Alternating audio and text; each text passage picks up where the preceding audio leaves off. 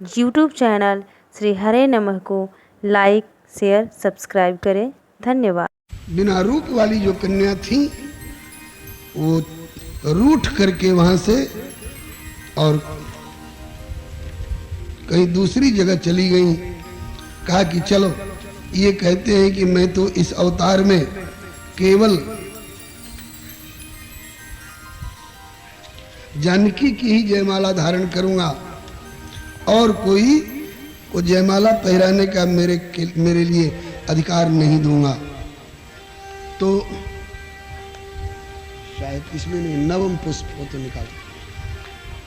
मैं केवल जनक नंदिनी की जयमाला धारण करूंगा और किसी कन्या की जयमाला इस अवतार में मैं धारण नहीं करूंगा। तो वे बेचारी 4 कन्याएं रूठ करके वहां से चली गईं, विदा हो गईं। लेकिन उन्होंने भी वर्ण किया। कहा कि जब जयमाला लेकर के आई हूं तो बिना जयमाला पहराए तो हम लौटेंगे नहीं। तो किसको किसने जयमाला पहराई? तो कहते हैं कि लज्जा ने अभिमानी राजाओं का वर्ण किया। लज्जा देवी ने अभिमानी राजा लोग, जो लोग धनुष तोड़ नहीं सके थे, उनको जाकर के दबोच लिया। तो वे राजा लोग लज्जा को वर्ण करके गर्दन झुका करके नीचे हो गए। और कीरत चली दिगंत तरन। कीर्ति देवी ने कहा कि मैं दिगंत का वर्ण करूंगी। मतलब राम जी की कीर्ति दिगंत में फैल गई। लज्जा कीरति प्रीति, बोले प्रीति कही कि अब तो मैं जनकपुर छोड़कर कहीं नहीं जाऊंगी, मैं जनकपुर में ही सदा के लिए बनी रहूंगी। लज्जा कीर्त प्रीति दीनता, अभी दीनता किसको पकड़ेगी? बोले दीनता परशुराम को चहत धरन। ये कहती है कि परशुराम बाबा अब तक आप मुंह यूं करके चलते थे और यूं चलते थे, और अब आपको रघुनंदन के सामने दीनता को अपनाना पड़ेगा। लज्जा कीर्त प्रीति दीनता, तो दीनता परशुराम को चहत धरन, ये श्री हनुमान जी के मूल श्लोक का भाव है। लज्जा कीर्तिर जनक तनया शैव कोदंड भंगे तीसरा कन्या परम सुभगा भेजिरे रामचंद्रम। आ गया श्लोक ध्यान में। लज्जा कीर्तिर जनक तनया शैव कोदंड भंगे तीसरा कन्या परम सुभगा भेजिरे रामचंद्रम, किंतु केवल अंत्या पाणि ग्रहण समये ज्यायसी जात कोपा भूपै साकम किल गतवती और मध्यमा गाद दिगंतम। ये मूल श्लोक है। ऐसे बढ़िया बढ़िया प्यारे प्यारे भाव श्री हनुमान जी के द्वारा रचित उस नाट्य ग्रंथ में अंकित हुए। और जब पूरा ग्रंथ लेखन का काम हो गया, तब श्री हनुमान जी उस ग्रंथ को लेकर के और श्री रघुनाथ जी के सामने पहुंचे। इधर श्री रघुनाथ जी खोज रहे थे, श्री किशोरी जी से पूछ रहे थे कि ये हनुमान नहीं दिखाई पड़ रहे हैं। तो किशोरी जी ने बताया कि आजकल आपका चरित्र लेखन करने में लगे हुए हैं। अच्छा, हनुमान को मेरा चरित्र लेखन की सूझी है? बोले हाँ। कहा कि ठीक। इतने में हनुमान जी पूरा शिलालेख का बंडल लादे हुए लेकर के प्रभु के सन्मुख आए। कहा कि पवन कुमार ये क्या है? विनम्रता पूर्वक बोले कि प्रभु आपका चरित्र लेखन की मन में आई थी, तो आपका चरित्र नाट्य शैली में लिख करके आया हूं। कहा कि वज्र नखन ते शिलापट्ट पर अंकित चरित अनुपा। वज्र नखन ते शिलापट्ट पर अंकित चरित अनुपा।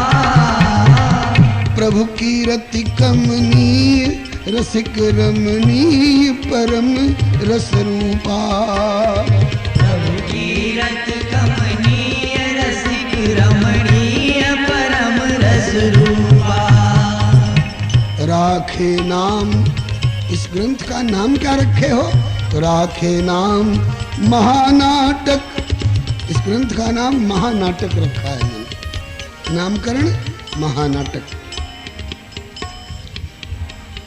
गोस्वामी जी ने विनय पत्रिका में महानाटक निपुण, महानाटक की रचना में निपुण कहा करके स्तुति के एक प्रकरण में हनुमान जी से संबंधित एक पद में महानाटक की रचना करने में परम निपुण अपने हनुमान जी को बताया है। इसी ग्रंथ की ओर संकेत है। राखे नाम महानाटक पुनि धरी चरण में अर्जी, राखे नाम महानाटक पुनि धरी चरण में अर्जी। शिलालेख इस नाट्य काव्य पर होए नाथ की मर्जी, शिलालेख इस नाट्य काव्य पर होए नाथ की मर्जी। सरकार नाट्य शैली में संस्कृत के श्लोकों में कुछ गद्य कुछ पद्य, ये आपका चरित्र लिख करके लाया हूं, इस पर आपकी सम्मति चाहता हूं। तो बोले प्रभु मुनि वाल्मीकि जी आदि काव्य रच राखे, नाम धरे रामायण। और रामायण में क्या है ये भी लिखा प्रतिपाद्य, सीता चरित महत कही भाखे। वाल्मीकि जी ने अपने रामायण को रामचरित नहीं लिख कहा है, सीतायास चरितम महत। कृत्स्नम रामायणम काव्यम सीतायास चरितम महत, ये सीता का महान चरित्र है, ऐसा उन्होंने घोषित किया है। और इस अवतार का चरित्र लेखन का सर्वाधिकार वाल्मीकि जी को सौंपा गया है, ब्रह्मा जी के द्वारा सौंपा गया है, नारद जी के द्वारा सौंपा गया है। इसलिए सर्वमान्य आचार्य आदि कवि वाल्मीकि मुनिराई, हे भक्ताग्रगण्य यह रचना तिन्हि दिखावो जाई। मेरे चरित्र पर मुझसे सम्मति लिखवाओगे तो लोग तेरी भी हंसी करेंगे और मेरी भी हंसी करेंगे, तेरी भी हंसी करेंगे और मेरी भी हंसी करेंगे, तो हम दोनों उपहास के पात्र न हो।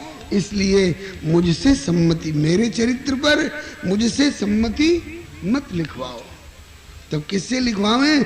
बोले कि रामचरित्र लेखन का सर्वाधिकार इस अवतार में वाल्मीकि जी को दिया जा चुका है और उन्होंने लेखन भी कर लिया है और उस ग्रंथ को आदि काव्य की संज्ञा मिली है।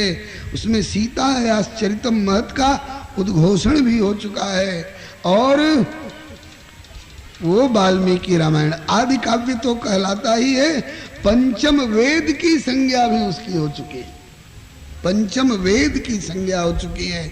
इसलिए अगर सम्मति लेना हो तो महर्षि वाल्मीकि के पास ले जाओ अपने इस काव्य को और उनको दिखाओ, उनसे सम्मति लो। सर्वमान्य आचार्य आदि कवि वाल्मीकि मुनिराई, हे भक्ताग्रगण्य यह रचना तिन्हि दिखावहु जाई। रामचरित के आदि प्रणेता मुनि जस कहे सो करियो, वाही में हित निहित जगत को मम आयसु अनुसरियो। वाल्मीकि जी जैसा कहें उस वही काम करना और वाल्मीकि जी की जो आज्ञा हो उसे तुम मेरी रुचि और मेरी आज्ञा समझ करके तुम उनकी आज्ञा का अनुसरण करना। ऐसा कह करके प्रभु ने हनुमान जी को भेजा कि आप वाल्मीकि जी के पास जाओ पूरी रचना लेकर के।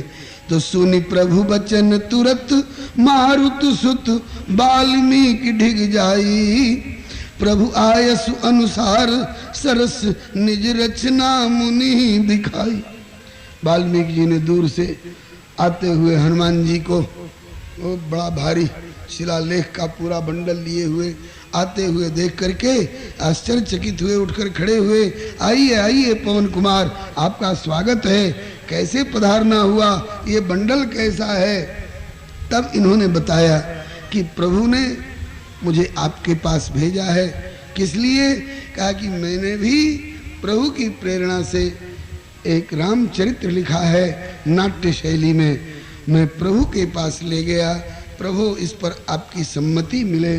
प्रभु ने कहा कि मेरे चरित्र पर मुझसे सम्मति लेना ठीक नहीं होगा, नहीं तो मेरे धीरोदात्तपने में अंतर पड़ जाएगा। इस अवतार में इस युग के रामचरित्र लेखन के परमाचार्य आदि कवि वाल्मीकि जी हैं, उनको ये रचना दिखाओ। इसलिए प्रभु की आज्ञा से आपको दिखाने के लिए और आपकी सम्मति प्राप्ति के लिए ये ग्रंथ लेकर के आया हूं। अच्छा, आज मैंने समझा कि हनुमान जी कवि भी हैं। हनुमान जी इतने बड़े लेखक भी हैं। श्री हरे नमः। लाइए देखो, अब एक एक शिलापट देखने लग गए, पढ़ने लग गए और एक एक श्लोक पर नाच उठते। धन्य धन्य, साधु साधु, ऐसे करके विभोर हो करके लख भय भाव विभोर आदि कवि ही में हर्ष अपारा। धन्य धन्य कही नाच उठे मुनि पुनि मन कियो बिचारा। ये सब योग माया के द्वारा प्रभु की प्रेरणा से ये घटना घट रही है, विचार उठ रहे हैं अथवा क्रियान्वयन हो रहा है। इस बात को मत भूलिएगा। पहले तो बड़े भाव विभोर होकर हर्ष में भर गए महर्षि वाल्मीकि, लेकिन फिर एक विचार आ गया। क्या? कपिनाट्य काव्य जिम अनुपम पवन कुमारा। जैसे पवन कुमार स्वयं हर बात में अतुलित है, अतुलित बलधाम भी है, ज्ञानी नाम अग्रगण्यम भी है, बुद्धिमताम वरिष्ठम भी है, सकल गुण निधानम भी है। तो जैसे पवन कुमार अनुपम है, ऐसे ही इनका एक काव्य भी अनुपम है। अगर ये प्रचार में आ गया तो मेरे द्वारा लिखित आदि काव्य संज्ञक, पंचम वेद संज्ञक वाल्मीकि रामायण को कोई पूछेगा भी नहीं, तो मेरे काव्य का अपमान होगा, इसकी उतनी चिंता नहीं है। अब पंचम वेद का अपमान होगा और सीतायाश्चरितम महत का अपमान होगा। इसलिए ये भाव उठा और अप्रमेय कपिनाट्य काव्य जिम अनुपम पवन कुमारा। रामायण हो गौड़ अगर यह नाटक भयो प्रचारा। प्रभु प्रेरित प्रणीत रामायण आदि काव्य इतिहासा। पंचम वेद प्रमाणित जग में वाको उचित नहीं उपहासा। उसका उपहास ठीक नहीं होगा। इसलिए बोले वाल्मीकि हनुमत सो, हनुमान जी है यह ग्रंथ अनुपा। आपका ग्रंथ अनुपम है, किसी भी ग्रंथ से इसकी उपमा नहीं हो सकती है। बोले वाल्मीकि हनुमत सो कि है यह ग्रंथ अनुपा। भव्य काव्य पांडित्य पूर्ण प्रभु कीर्ति प्रेम रस रूपा। किंतु बोले, अब किंतु क्या? बोले किंतु अब ही नहीं करहु प्रकाशित। अब इसको प्रकाश में मत लाइए, अभी इसको तिरोहित रखिए, अभी इसको छिपा करके रखिए। किंतु अब ही नहीं करहु प्रकाशित नाटक परम मनोहर। तो क्या करें? बोले हे धीर धुरीण, आप धीरे धारण करने वालों में बड़े श्रेष्ठ हैं। मेरी बात को धीरज पूर्वक सुनिए, गुनिए और कार्यान्वित कीजिए। तो क्या करना है? बोले कि किंतु अब ही नहीं करहु प्रकाशित ये नाटक परम मनोहर। धीर धुरीण अगाध सिंधु मह धरिए जानी धरोहर।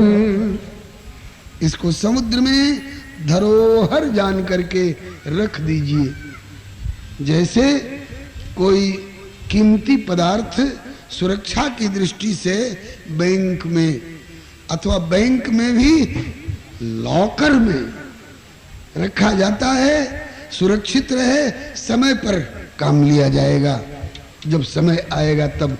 उसी तरह से हे धीर धुरीण अगाध सिंधु में धरिए जान धरोहर, हनुमान जी ठक रह गए हैं। ऐसा ये फैसला क्यों दे रहे हैं? क्या इनके मन में मत्सर का भाव आ गया? मेरे ग्रंथ के प्रति ईर्ष्या तो नहीं हो गई? स्पर्धा के भाव में तो नहीं बहने लगे? लेकिन सोचा कि न, वाल्मीकि जी जैसे निर्मल हृदय महापुरुष जिनको प्रभु भी आकर सन्मुख से दंडवत प्रणाम करते हैं, मुनि कह राम दंडवत कीन्हा आशीर्वाद विप्रवर दीन्हा, जिनसे हमारे प्रभु श्री राम भी आशीर्वाद की अपेक्षा रखते हैं, इनके द्वारा ये मत्सर वाली बात तो नहीं हो सकती है। अचानक ध्यान आया, हाँ प्रभु ने कहा था कि वाल्मीकि जी जो कहें उसे मेरी रुचि और मेरी आज्ञा समझ करके उसका पालन करना। इसका मतलब कि वाल्मीकि जी अपने मन से कुछ नहीं कह रहे हैं, प्रभु इनसे कहवा रहे हैं। जैसे काकभुसुंडी जी ने भयंकर साप ले पा करके भी गरुड़ जी को शांत किया। मेरे गुरु लोमस बाबा पर नाराज होकर कुछ कह मत बैठना, सुनु खगेश नहीं कछुरी सिदूषण और प्रेरक रघुवंश विभूषण, कृपा सिंधु मुनिमति कर भोरी, लीनी प्रेम परीक्षा मोरी, मन क्रम बच मोहि निज जन जाना, तो मुनिमति पुनि फेरी भगवाना, अति विस्मय पुनि पुनि पछताई, सादर मुनि मोहिलीन बुलाई, मम परितोष विविध विधि कीना।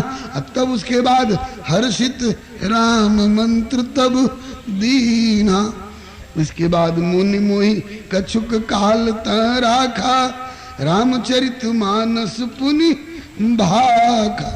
ये भूमिका है। इसी तरह से आज महर्षि वाल्मीकि के इन वचनों में एक बार तो हनुमान जी को स्पर्धा की, मत्सर की झलक सी झलकी, लेकिन तुरंत समाधान मिला ना, मुनि का कोई दोष नहीं, प्रभु की ऐसी इच्छा है। किस लिए कि पंचम वेद की मर्यादा सुरक्षित रहे, आदि काव्य की मर्यादा सुरक्षित रहे, मेरी मां जानकी की महिमा सीतायाश्चरितम महत की मर्यादा सुरक्षित रहे, इसलिए ऐसा कह रहे हैं। और ये कोई स्याही से पानी से धुल जाने वाली स्याही से लिखा हुआ कागज का लेख नहीं है जो समुद्र में डालते ही गल जाएगा और धुल जाएगा और लिपा पोती होके विनष्ट हो जाएगा। नहीं, शिलालेख है। समझाया श्री वाल्मीकि जी ने, पवन कुमार घबराना नहीं, ये नष्ट नहीं कर रहा हूं, इसको भी प्रकाशित होना है, लेकिन अभी कुछ दिन अभी वाल्मीकि रामायण जो पंचम वेद आदि काव्य और सीतायाश्चरितम महत की उपाधि प्राप्त कर चुका है, इसकी मर्यादा को कुछ दिनों के लिए अभी निभा लेने दो। उसके बाद अब ही कालांतर में होए प्रगट, कालांतर में आपका एक काव्य प्रकट होगा। कब? कालांतर में होए प्रगट, जब आवे युग कलिकाला, कलिकाल जब आएगा तब। कालांतर में होए प्रगट, जब आवे युग कलिकाला, अब ही आदि काव्य रामायण करहु कीर्ति प्रतिपाला। अभी आदि काव्य की कीर्ति का प्रतिपालन करिए। विस्मित महावीर पवनज सुन वाल्मीकि की बानी, कि निर्मत्सर महर्षि के उर में किमि मत्सर पैठ्यो आनी। किंतु प्रभु इच्छा गुनि पवन पुत्र निज ग्रंथ सिंधु में डारो। कहा कि लीजिए आपकी आज्ञा है। तो प्रभु ने कहा था कि उनकी जो आज्ञा हो मेरी रुचि और मेरी आज्ञा समझ करके, मेरी इच्छा समझ करके अनुसरण करना, इसलिए अभी तुरंत डाल रहा हूं। ले गए और समुद्र में रख दिए। प्रभु इच्छा गुनि पवन पुत्र निज ग्रंथ सिंधु मह डार्यो। किंतु वहां से लौटकर पुण्य धीरज धरि वाल्मीकि प्रति सत्वर वचन उचार्यो। समुद्र में डाल आए और फिर आए वाल्मीकि जी के पास और बोले कि वाल्मीकि बाबा तुम ही डुबायो सिंधु माई, अब तुम ही आही उद्धरियो। समुद्र में निमज्जित कराने का भी श्रेय आप ही को प्राप्त हुआ है, इसलिए समुद्र में से समुद्रित करा करके और इसका प्रचार कराने में भी आप ही को योगदान करना होगा। तुलसीदास ए जीव मोह रज जोई बांधे सोई छोड़ो। जिनने ताले में बंद कराया है वही न ताली का प्रयोग करके खोल के देंगे। तो पुण्य धीरज धरि, श्री हरे नमः, पुण्य धीरज धरि वाल्मीकि प्रति सत्वर वचन उचार्यो। तुम ही डुबायो सिंधु माही, पुण्य तुम ही आही उद्धरियो। भाव प्रकाश करन कलिमा, होई तुलसीदास अवतरियो। या को भाव प्रकाश करन हित कलिमा, होई तुलसीदास अवतरियो। और आगे के लिए मैटर भी, प्रसंग भी दे दिया हनुमान जी ने। अब बिरचे वात्सल्य प्रवण माधुर्य पूर्ण इतिहासा। अब जो आपने काव्य विरचन किया है वाल्मीकि रामायण, वह माधुर्य पूर्ण है। उसमें प्रभु परमेश्वर हैं, कहीं कहीं झलक आपने दी है, नहीं तो ज्यादातर मैं आत्मानं मानुषम मन्ये रामम दशरथात्मजा। मैं अपने को, हे ब्रह्मा जी आप भले मुझे नारायण कह लीजिए, लेकिन मैं तो आत्मानं मानुषम मन्ये रामम दशरथात्मजम, मैं तो अपने को केवल दशरथ नंदन राम नाम का एक मानव समझता हूँ। ये माधुर्यपूर्ण और ऐतिहासिक शैली आपने अपनाई है। तो अब बिरचे वात्सल्य प्रवण माधुर्य पूर्ण इतिहासा। तब रचियो आदर्श चरित पग पग ऐश्वर्य प्रकाशा। उस समय पग पग पर आपको प्रभु के ऐश्वर्य को लाना होगा। दुनिया तो कहती है असंभवम नहीं मृगस्य जन्म। मामूली दिमाग, दिल दिमाग वाला आदमी भी जानता है कि सोने का हिरण नहीं होता। असंभवम हे मृगस्य जन्म तथापि रामो लुलुभे मृगाया। इतने बुद्धिमान होकर के, वशिष्ठ जी के शिष्य होकर के, और राम जी हिरण के शरीर पर चमकते हुए थोड़े से सुनहले रोए के लोभ में पड़ गए। तथापि रामो लुभे मृगाया। क्यों? बोले कि प्रायः समापन्न विपत्ति काले धियोपि पुंसा मलिना भवंती। विपत्ति काल जब आना होता है तो बड़े बड़े बुद्धिमानों की भी बुद्धि मलिन हो जाती है। तभी तो राम जी की बुद्धि मलिन हो गई। तभी तो राम जी हिरण के शरीर पर चमकते हुए रोमावली के लोभ में, सोना का रोमा के लोभ में पड़ गए। तो दुनिया को तो इसमें लोभ और राम के मस्तिष्क की विकृति झलकेगी, लेकिन हे वाल्मीकि जी, आप तुलसीदास के रूप में प्रकट हो करके और आप जब इस घटना का वर्णन करने लगोगे तो रघुनाथ जी के उठते ही उठते तुरंत ऐश्वर्य की चौपाई ठोक देना। यद्यपि प्रभु जानत सब कारण, यद्यपि प्रभु यद्यपि प्रभु जानत सब कारण, यद्यपि प्रभु जानत सुर काज समारन। उठे हरसी सुर काज समारन। उठे हरसी सुर काज समारन। उठे हरसी सुर काज समारन। आप तुरंत ऐश्वर्य छोंकना, दुनिया ये भ्रम में न पड़ने पावे कि राम की मति भी भ्रमित हो सकती है। दुनिया के मन में ये विभ्रम न उत्पन्न होने पावे कि राम पर भी विपत्ति आ सकती है और लोभ उन्हें दबोच सकता है, ये विभ्रम न आने पावे, इसलिए तुरंत ऐश्वर्य छोंकना। यद्यपि प्रभु प्रभु है, कर्तुम अकर्तुम अन्यथा कर्तुम समर्था असौ प्रभु। प्रभु हैं, जानत सब कारण जानते हैं कि वाल्मीकि जी के द्वारा भेजा, रावण के द्वारा भेजा हुआ आया है। और कौन है? वही मारीच है जिसको मैंने बक्सर में विश्वामित्र जी की यज्ञ रक्षा के समय में, अगर मैंने इसको समाप्त करना चाहा होता तो जैसे पावक सर सुबाहु को नहीं मारा, अग्निबाण से सुबाहु को जला के राख की ढेरी कर दिया था, ऐसे ही मैं इसको भी वहां समाप्त कर सकता था, मारीच को भी, लेकिन मारा नहीं। फर का बाण नहीं चलाया, आग बरसाने वाला बाण नहीं चलाया, बल्कि बिना फर का, बिन फर सर रघुपति मोहि मारा। बिना फर का बाण, बाण का नाम क्या है? अग्नि बाण नहीं, उसका नाम है मानवास्त्र। मानवास्त्र, राक्षस में भी मानवता का संचार करने वाला बाण, हर तरह का बाण रघुनंदन के पास है, मानवास्त्र। तो जब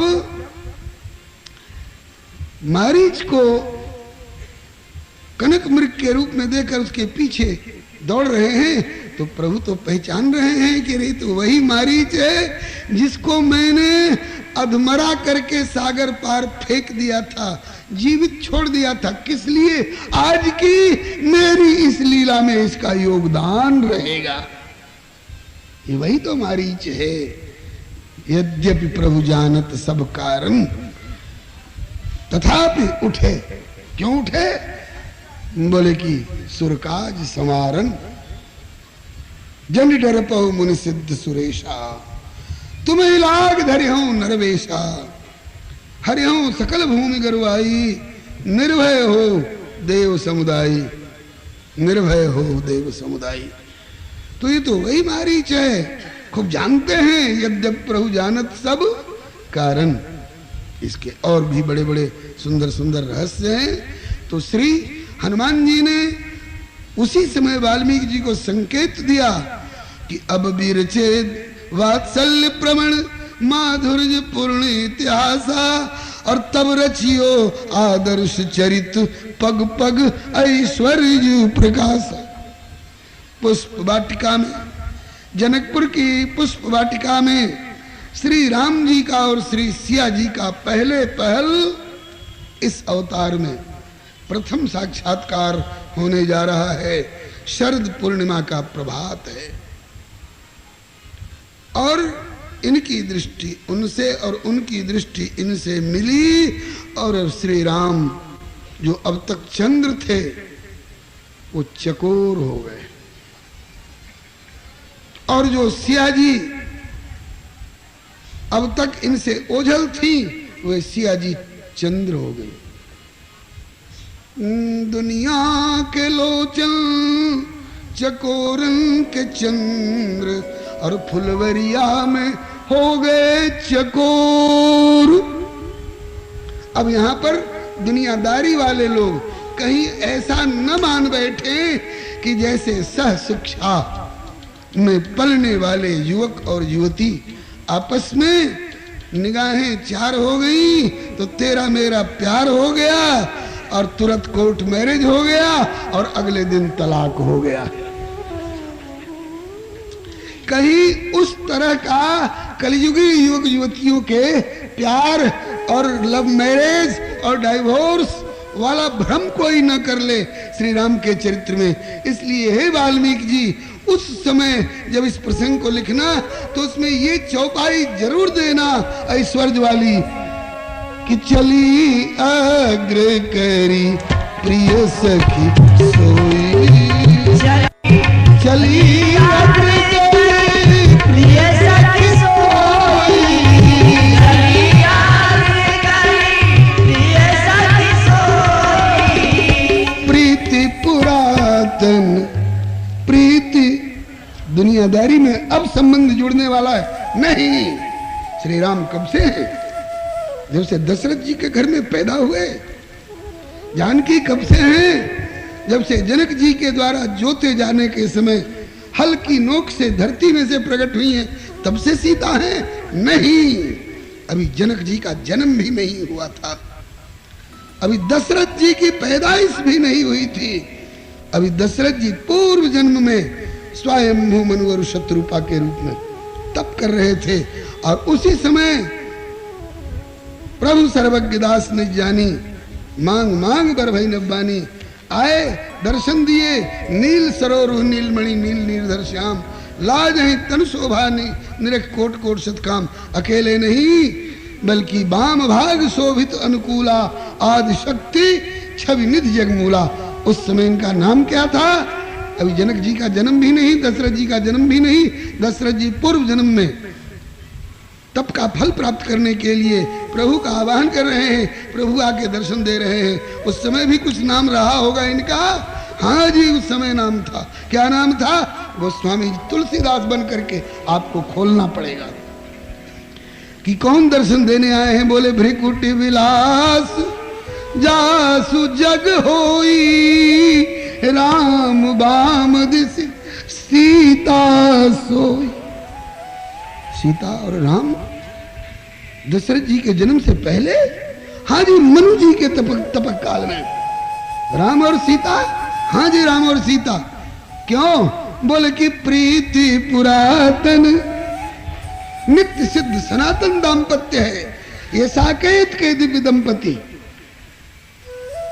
ब्रह्मलोक से भी परे,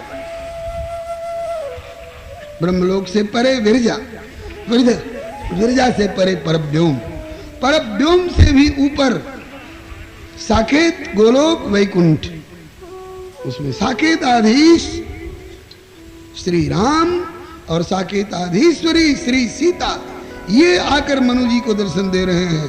तुम भले समझते रहो कि जब दशरथ जी के घर में पैदा होंगे तब राम होंगे। नित्य सिद्ध शाश्वत दाम्पत्य है इनका। तो अभी तो आपने माधुर्य पूर्ण ढंग से इतिहास में लिख दिया कि बस राम जी का और उनका यूं हुआ बस, लेकिन तब खोल करके कहना प्रीति पुरातन लखे न कोई, अथवा नारद वचन सदा सुचि साचा इत्यादि। हनुमान जी ने उसी समय वाल्मीकि जी को संकेत कर दिया। बोले तब अब विरचे वात्सल्य प्रवण माधुर्य पूर्ण इतिहासा, और तब रचियो आदर्श चरित पग पग ऐश्वर्य प्रकाशा। अब सुश्लोक देव भाषा संस्कृत में लीला गाई, और तब हो भाषा ग्राम्य सोरठा दोहा छंद चौपाई। अब पंडित विद्वान विप्र रामायण बाच सुनावे, और तब के सब दोहा चौपाई गली गली में गावे। बनी भूमिका या प्रकार, बनी भूमिका इस प्रकार, कपिवर और कविवर बचना। कलि में रामचरित मानस की भाषा में हो रचना।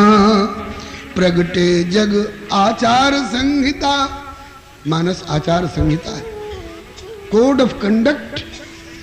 हम मानव रूप में पैदा हुए हैं तो हमें सवेरे जगने से लेकर के और रात्रि को बिस्तर पर जाने से पूर्व तक क्या क्या कब कब कैसे कैसे करना चाहिए, ये सिखाने के लिए। हम जब से धरती पर आए हैं तब से, और जब से दिवंगत ना हो तब तक हम लोगों का कौन सा व्यवहार किस प्रकार से होना चाहिए, हमारी वाणी कैसी सधी हुई होनी चाहिए, ये सब आदर्श दिखाने के लिए जग प्रगटे आचार संहिता और जन जन पावे शिक्षा। ये घटना घटी है तो कल जन नारायण प्रभु की इच्छा। प्रभु की इच्छा से धरती पर आना चाहते हैं तो बहाना चाहते हैं।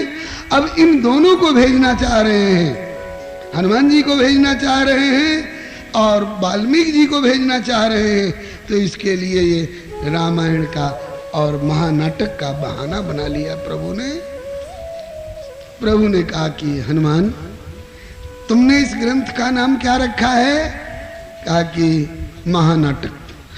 कहा कि तुमने महानाटक रखा है, लेकिन मैं अपनी तरफ से एक नाम इसको और दे रहा हूं। इस ग्रंथ का महानाटक नाम भी जानेंगे लोग, लेकिन मेरी तरफ से दिया हुआ नाम इसका क्या होगा? हनुमान नाटक।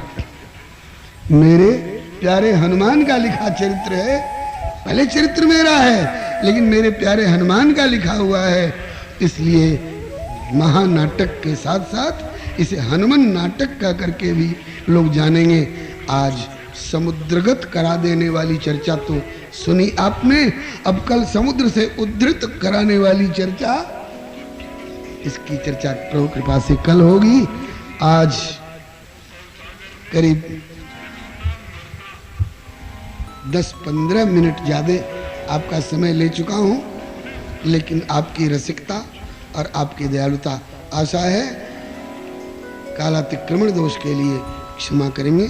मेरी चर्चा आई कि यह अपार भवसागर, इसमें पुनरपि जननम पुनरपि मरणम पुनरपि जननी जठरे शयनम वाले भव प्रवाह में पड़ा हुआ जीव चाहता तो है कि इससे हम निकल जाएं, लेकिन निकल पाता नहीं है।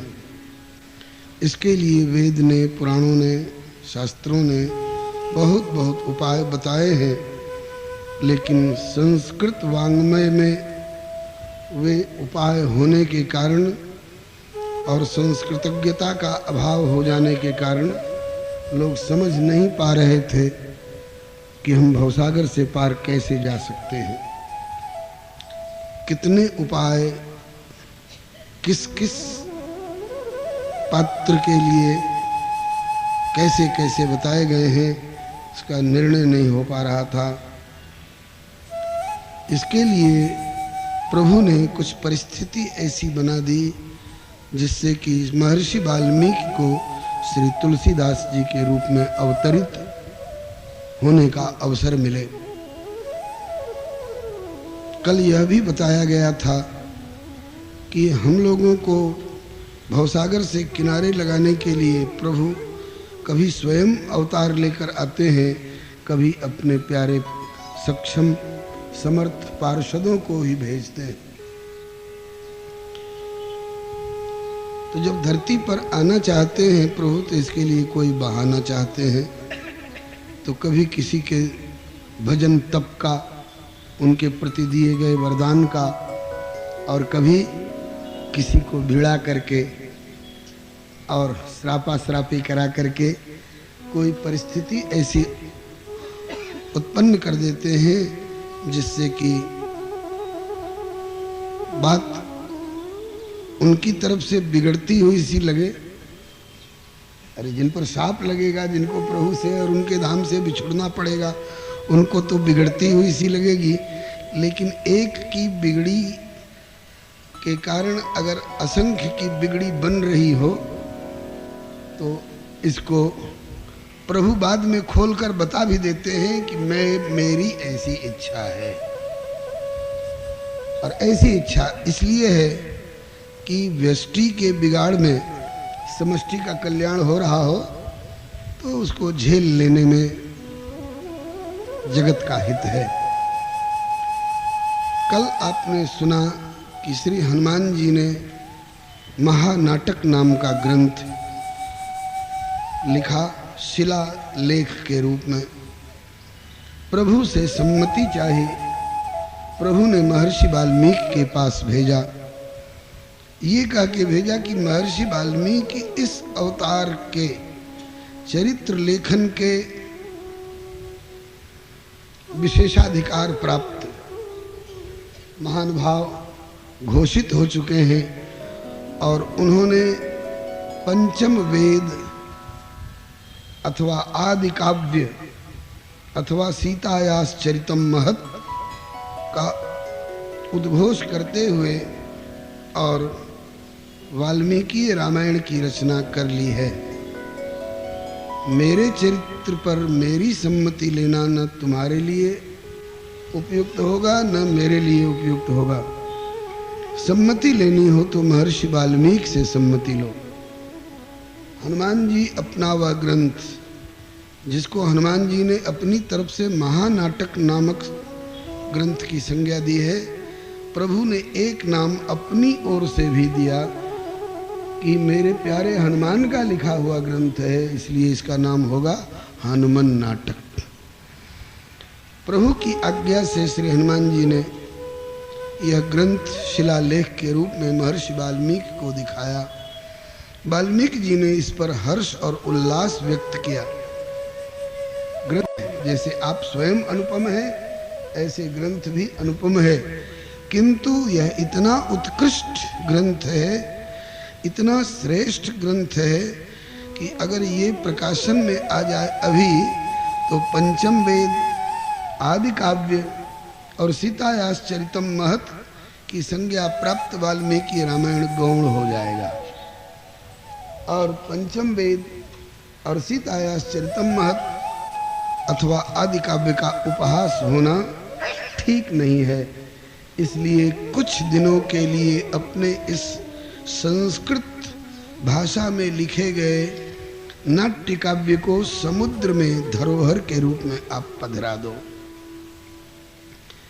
एक बार श्री हनुमान जी के मन में आई कि अपने ग्रंथ का उत्कर्ष बनाए रखने के लिए मेरे द्वारा लिखित ग्रंथ को समुद्र में ये डालने की बात कर रहे हैं। क्या मत्सर से प्रेरित होकर के कर रहे हैं? मत्सर शब्द कई बार कल आया था।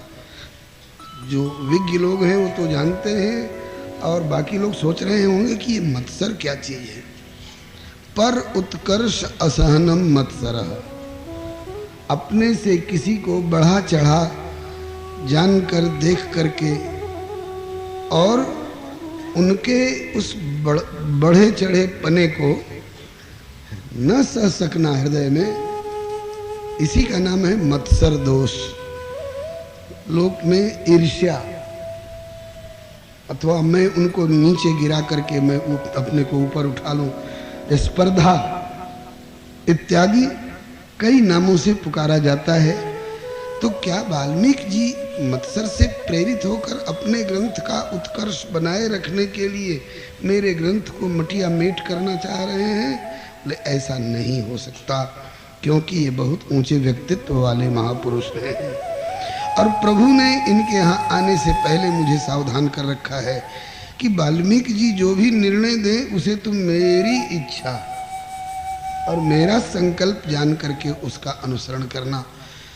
इसका मतलब है कि वाल्मीकि जी मत्सर प्रेरित होकर के नहीं बल्कि प्रभु की इच्छा से प्रेरित होकर के ऐसा कर रहे हैं और समुद्र में धरने को कह रहे हैं।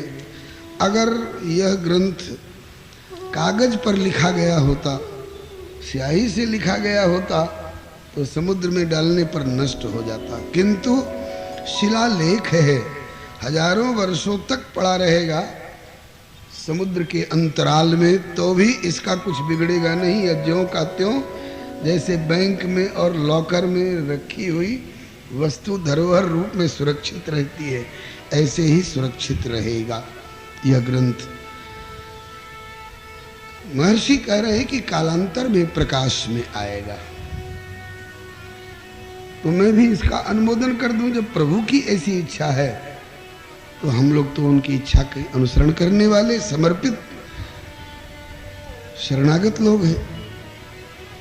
हनुमान जी ने समुद्र में पधरा दिया और उसके बाद महर्षि वाल्मीकि के पास पुनः लौट करके आए और बोले कि तुम ही डुबायो सिंधु माही, अब तुम ही आई उद्धरियो, और भाव प्रकाश करन कलिमा होई तुलसीदास अवतरियो।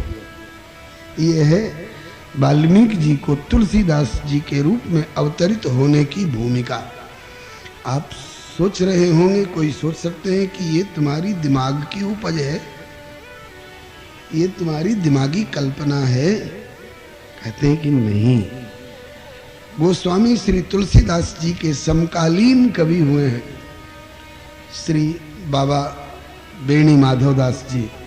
संत भी हैं, कवि भी हैं, बलियारी संत भी हैं, कवि भी हैं। और उन्हें प्रेरणा हुई और उन्होंने इस प्रसंग को गाया है एक ग्रंथ के रूप में। ग्रंथ का नाम भी बता दूं, ग्रंथ का नाम भी बता दूं, हो सकता है ग्रंथ हो भी किसी के पास, न हो तो उपलब्ध करने की चेष्टा कर सकते हैं। ग्रंथ का नाम है मूल गोसाई चरित्र। मूल गोसाई चरित्र जो विविध छंदों में वर्णित है, उसमें की 2-4 लाइन निवेदन करूं। बाद की पंक्ति है उदाहरण के लिए। भगवान श्री हनुमान जी के संकेत से तुलसीदास जी मानस की रचना करने तो लगे, लेकिन संस्कृत भाषा में ही। तो दिन भर लिखते और रात में शंकर भगवान उस लेख को गायब कर देते। समुद्र में से बादल उठा और समुद्र ही में बरस जाए तो उस बादल का क्या महत्व। तुम संस्कृत ग्रंथ में से उठाकर और फिर संस्कृत के श्लोकों में ही बांध करके धर दो तो बहुत सारे संस्कृत के ग्रंथ पड़े हैं, लोगों की अलमारियों में दीमक चाट रहे हैं, क्या लाभ हुआ। इसलिए श्री बाबा बेणी माधवदास जी के मूल गोसाई चरित्र का 2-4 वाक्य उदाहरण के रूप में। 8वें दिन शंभु दिए सपना, निज बोली में काव्य करो अपना। उचटी निंदिया उठ बैठ मुनि, उर गूंज रही सपने की धुनी। प्रगटे शिव संग भवानी लिए, मुनि 8 अंग प्रणाम किए। शिव भाखेउ भाषा में काव्य रचो, सुरवाणी के पीछे न तात पचो। सब कर हित होए सोई करिए, अब पूर्व प्रथा मत आचरिए। मम पुण्य प्रसाद सो काव्य कला, हुई है समसान ऋचा सफला।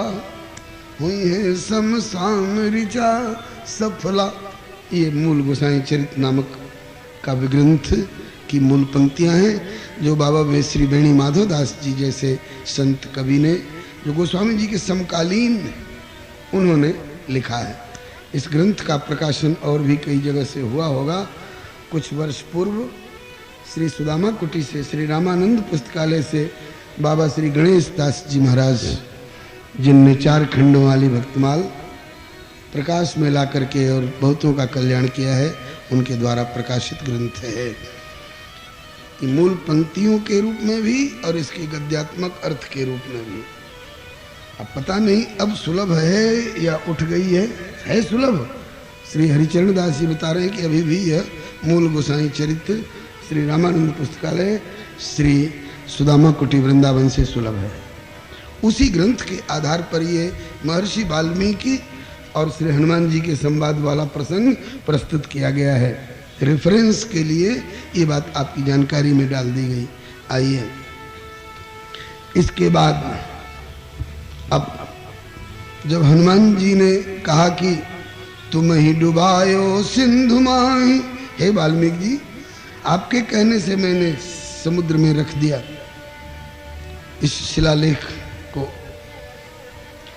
तो आप ही ने समुद्र में रखवाया है और फिर समुद्र में से निकलवा करके जब आप उपयुक्त समय समझे, उपयुक्त अवसर समझे, तो आप ही इसको पुनः निकाल करके और जनता लाभान्वित हो, ये व्यवस्था भी आप ही को करनी पड़ेगी।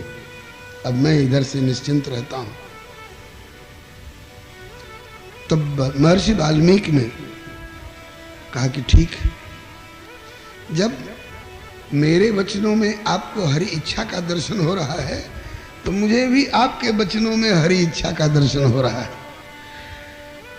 इसका मतलब कि मेरे प्रभु चाहते हैं, सर्वेश्वर प्रभु श्री राम चाहते हैं कि वाल्मीकि जी एक बार तुलसीदास के रूप में भी अवतरित हों। तो हमें भी इसका खेद नहीं है, क्योंकि जो प्रभु के चरणों में समर्पित व्यक्ति होते हैं भक्तजन, वो जन्म मरण इत्यादि से घबराते नहीं हैं, वो मोक्ष के आकांक्षी नहीं होते हैं। सगुण उपासक मोक्ष न लेहि, तिनका राम भगत निज दे। वो तो कहते हैं कि अर्थ न धर्म न काम रुचि, यहाँ तक कि गति न चाहो निर्वाण। हम निर्वाण गति भी नहीं चाहते। क्या चाहते हैं? बोले जो आप चाहते हो वही हम चाहते। जन्म जन्म भले बारंबार मेरा जन्म हो, कभी ब्रह्मा रूप में भेज दो, कभी वाल्मीकि रूप में भेज दो, कभी तुलसीदास के रूप में भेज दो, तो हम हर तरह से राजी हैं। अर्थ न धर्म न काम रुचि गति न चाहो निर्वाण, जन्म जन्म किंतु रति राम पद।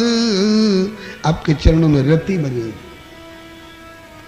आपकी सेवा होती रहे और उस सेवा से आपको प्रसन्नता होती रहे, फिर तो हमको चाहे। जो बनावो सो बन जाएंगे, जहां भेजो वहीं जाएंगे।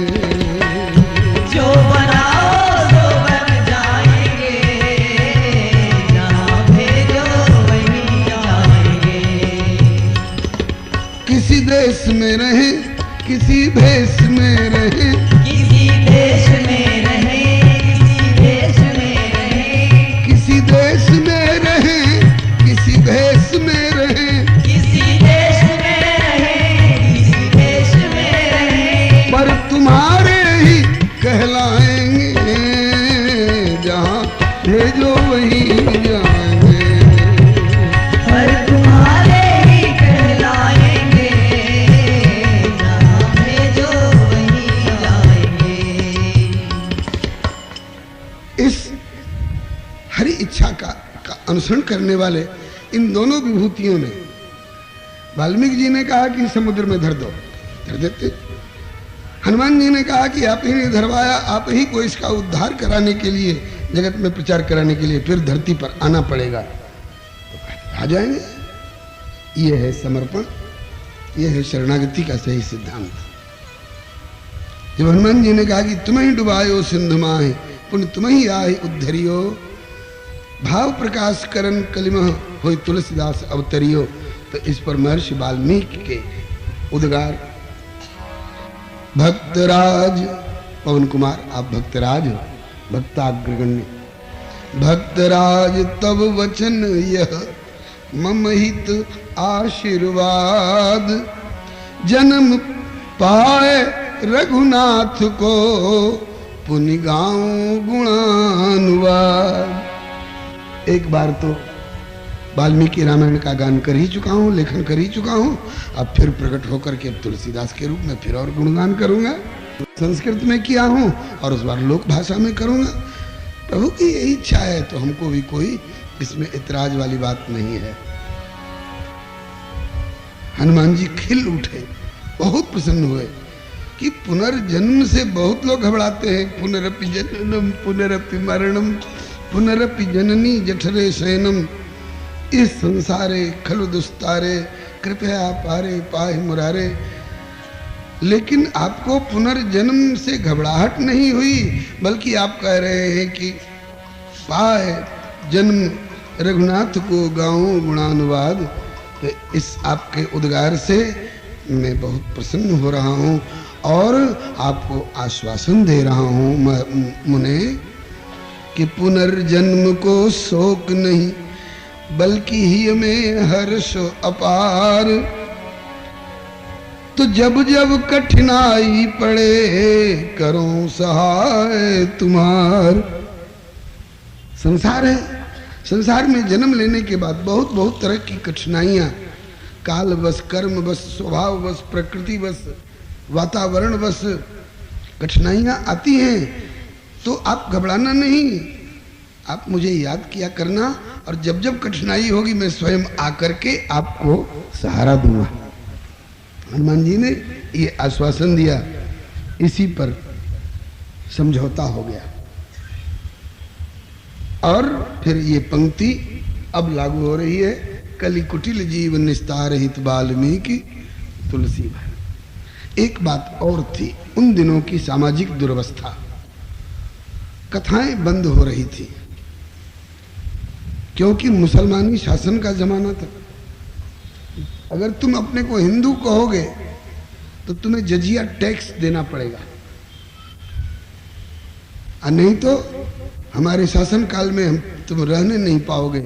या तो मुसलमान बनना कबूल करो और नहीं तो इतना सालाना टैक्स दो। उस भीषण समय में कोई कोई यवन शासक ऐसे हुए जो तीर और तलवार और गोला और बारूद के बल पर जबरदस्ती यवन बनने को बाध्य करते थे। भाई लोग कहा करते हैं, सुनते रहोगे कब तलक दर्द वतन कहानियां, जिंदे चिता में जल मरी 14,000 रानियां। राजस्थान भली भांति परिचित है यवनों के उन दिनों के उस अत्याचार से। आपके आर्ष ग्रंथों से भरे हुए ग्रंथागारों की होली जलाई जाती थी। एक एक दिन 74 मन जनेऊ उतरवा कर आग में झोंके जाते थे। इतिहास साक्षी है। अब उन दिनों में हिंदू समाज प्रकंपित था। हनुमान जी को प्रभु ने अपने धाम ले जाने के बजाय धरती पर प्रतिष्ठापित किया। हनुमान, मैं सारे अवधवासियों को लेकर अपने धाम जाऊंगा। बहुरी कहो करुणायतन कीन जो अचरज राम, प्रजा सहित रघुवंश मणि किम गवने निज धाम। रघुवंश मणि प्रभु श्री हरे नमः अपने धाम प्रजा सहित पधारे। यहां तक कि सिय निंदक अघ ओघ नसाए, लोक विशोक बनाए बसाए। सिया जी की निंदा करने वाले, सिया जी की निंदा करने वाले धोबी तक को अपने धाम ले गए और हनुमान जी से कह रहे हैं कि तुमको यहीं रहना है, तुमको धाम नहीं ले जाऊंगा। हनुमान जी ने कहा कि ऐसा मुझसे क्या अपराध हो गया प्रभु? जगदम्बा की निंदा करने वाला धोबी भी आपके धाम का अधिकारी है और एक मैं ही अनधिकारी निकला, तो मुझे यहीं छोड़े जा रहे हो? तुम्हें धाम में नहीं ले चलूंगा, तुम्हें यहीं रहना है। नहीं नहीं मारुति, तुम तो औरों को मेरा धाम देने का अधिकार रखते हो। तुमको इसलिए रख रहा हूं कि तुम यहीं रहकर मेरी सेवा करोगे। प्रभु आप वहां रहेंगे, हम यहाँ, हम आपकी सेवा क्या करेंगे?